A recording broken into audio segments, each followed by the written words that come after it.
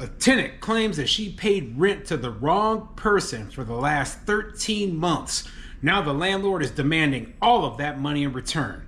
But is she telling the truth? I'm Tony, and this is Real Estate Investing and Landlord News.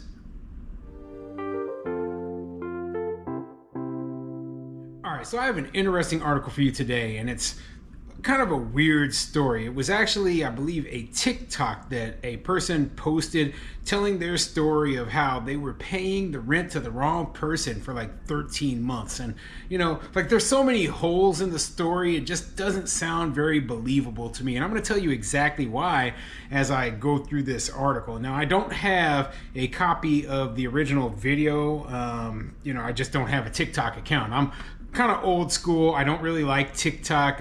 I kind of think that there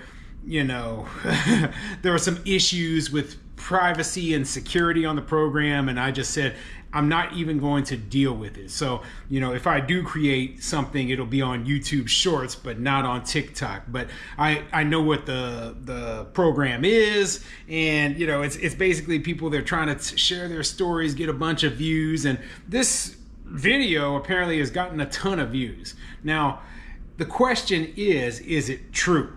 And that's the real question, because I don't know a landlord on this planet who would not get paid for 13 months and not realize it. Okay. Now, yeah, there's landlords who don't get paid for 13 months, but they know that they're not getting paid the whole time. Okay, so there's a few holes in this story that I want to see if you agree with me that maybe this whole thing is made up. So before I get into the article, go ahead, hit the like, subscribe button, maybe leave a comment down below, and let me know what you think. Just out of curiosity, do you use TikTok? Okay, I know this is kind of an application made for the younger generation. I'm in my mid 40s. Okay. It's not targeted towards someone like me. Now, I know people my age do use the program, but not me, okay? It's just not my thing. And I'm not one of those people who can just sit around and scroll through the internet all day, every day.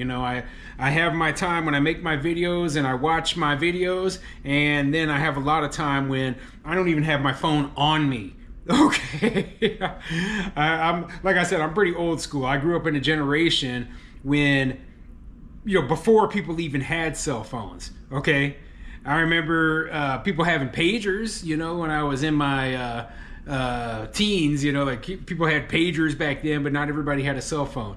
In fact, a lot of people didn't even have internet in their house when I was growing up. Okay, and I remember we didn't even get our first computer until like 1995. I just want to let you know I am not one of those people who is early adopter of technology. Now, I love technology, but it's got to be something that I can understand. I can understand long form YouTube videos and stuff like I'm recording right now, but I just don't understand TikTok. So, do you use TikTok, and do you think I should open up my eyes to it and join the pack and go create a TikTok account and create crazy landlord videos on there? Just leave a comment down below.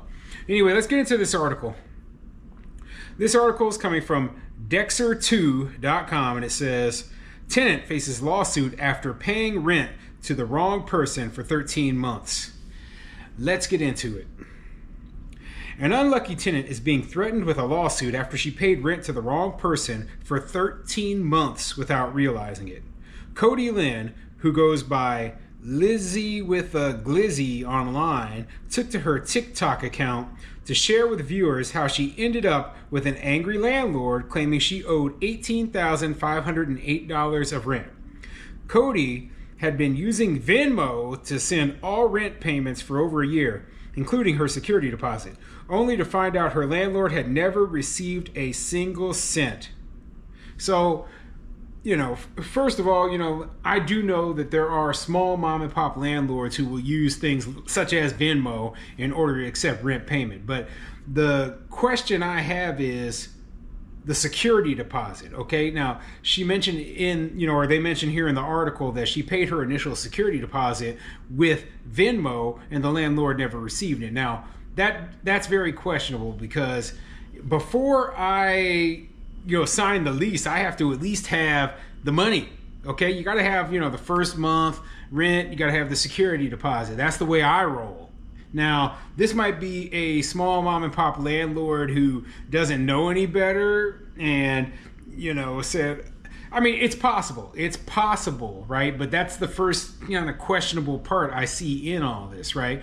The second questionable thing being, so at no point in those 13 months did the landlord notify you that they weren't receiving their money. Why? Okay, I don't get my money for 1 month and I'm already ready to file eviction. Okay, so 13 months, that seems pretty improbable. Even the worst landlord still wants to get paid. Like the landlord who is neglecting their property and all that, they're like, well, where's my money at? Like, keep in mind that the majority of landlords, I believe 60% of all landlords have a loan, a mortgage on their property. So we pay our mortgage with the rental income. So if you're not getting rental income, then how are you supposed to pay that mortgage? You can't. You can't pay your property manager. You can't pay, you can't do maintenance. You can't do anything without money. And this landlord is just willy-nilly doing this. Now, the only other possibility I could think of would be a landlord who has so many properties and maybe very poor management skills and doesn't realize when one of the properties is not paying. I mean, it's possible, but if you have that many properties, are you taking Venmo payments for all of them? I don't think so. Okay, you would have, professional, payment software, set up. I had payment software set up when I was managing 5 properties on my own, okay? So it's not exactly like it takes a great deal of effort, but that's why I tend to believe this story is about a small mom and pop landlord. But let me continue. Maybe there's more details as we go along. For the entire 13 months, the person Cody had been sending money to never spoke up about the regular payments they were receiving, and her landlord never realized that no rent had come through. That is, until now. Having never met the owner prior to acquiring her apartment, Cody arranged all her payments with the property manager. However, she claims she got one letter wrong on Venmo when sending her initial deposit and 2 weeks' rent. So there's a couple of important details right there. Now, she never met the owner. That's fine because you know what? I use a property manager on my properties as well. But here's the question. Why were you Venmoing? Like, were you sending the money via Venmo to the property manager, or were you sending the money via Venmo directly to the property owner? That's the question right there.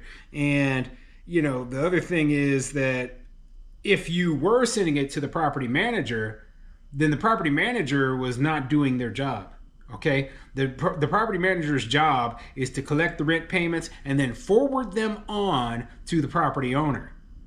And if that was not happening, then there's so many failures, right? Like the property owner needs to then fire that property manager because they basically screwed them out of a whole bunch of money. And they should be going after the property manager and not the tenant for that money. So, let me keep going because, I need more details.